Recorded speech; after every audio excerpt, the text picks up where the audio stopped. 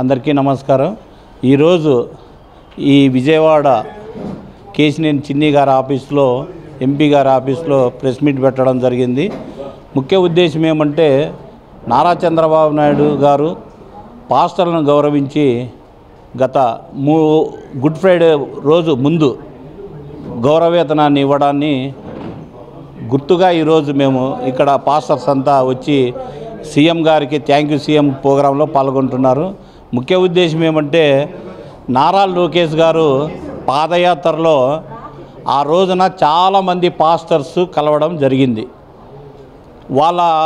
వాళ్ళ ఉద్దేశాలు చెప్పడం జరిగింది నారా లోకేష్ గారు కూడా ఒక్కొక్క మీటింగ్ పెట్టుకొని పాస్టర్స్ను కొంతమంది 100 మందితో మీటింగ్ చేసుకుంటూ వెళ్ళడం జరిగింది పాదయాత్రలో।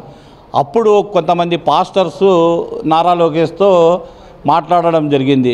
అన్న మాకు గౌరవవేతనం ఇస్తున్నారు ఈ ప్రభుత్వంలో, మీ ప్రభుత్వం వచ్చిన తర్వాత గౌరవవేతనం ఇస్తారా అన్నదానికి నారా లోకేష్ గారు తప్పకుండా మా ప్రభుత్వం వస్తుంది, తప్పకుండా పాస్టర్స్ అందరికీ మా ప్రభుత్వం వచ్చిన వెంటనే ఇస్తామని చెప్పారు। ఈరోజు అదేలాగున ఈ పాస్టర్స్ గౌరవవేతనం కొనసాగిస్తున్నారు। నేను ఒక్కటే చెప్తున్నా, నారా చంద్రబాబు నాయుడు గారు గౌరవించి ఎప్పుడు ముఖ్యమంత్రి అవుతూనే నారా చంద్రబాబు నాయుడు గారు ఆ నెల నుంచి అంటే 5 ఏళ్ల వరకు ఇచ్చిన ఘనత నారా చంద్రబాబు నాయుడు గారు। కేవలం ఓట్ల కోసమే జగన్మోహన్ రెడ్డి 4 సంవత్సరాల తర్వాత అంటే 1 సంవత్సరము ఎలక్షన్స్ వస్తున్నాయని గౌరవవేతనం ఇవ్వడం జరిగింది। నేను ఈ మీడియా ద్వారా ఒక్కటే కోరుకుంటున్నా, పాస్టర్స్ కానీ క్రైస్తవులకు కానీ, చంద్రబాబు నాయుడు గారికి మన జగన్మోహన్ రెడ్డికి తేడా ఇదే। ఏదైనా కూడా ఇవ్వాలి అంటే గిన నారా చంద్రబాబు నాయుడు గారని నేను ఘంటాపథంగా చెప్తున్నాను।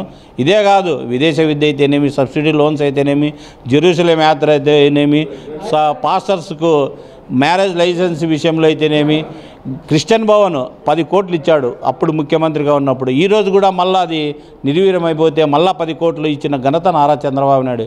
ఏదేమైనా నారా చంద్రబాబు నాయుడు గారు క్రైస్తవుల పక్షపాతి అనడంలో సందేహం లేదు।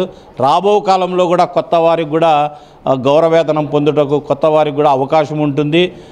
నేను ఒక్కటే కోరుకుంటున్నా, రాష్ట్రమంతా క్రైస్తవులు కానీ పాస్టర్స్ కానీ ఇన్ని ఇస్తున్న నారా చంద్రబాబు నాయుడు కొరకు మనం ప్రార్థన చేయాలా। ఎందుకంటే ఆయన ఇన్ని ఇస్తున్నాడు కాబట్టి సంక్షేమ పథకాలు ఆయనకు మనం ప్రార్థన చేయవలసిందిగా ఈ మీడియా ద్వారా మీకు చెబుతున్నాను।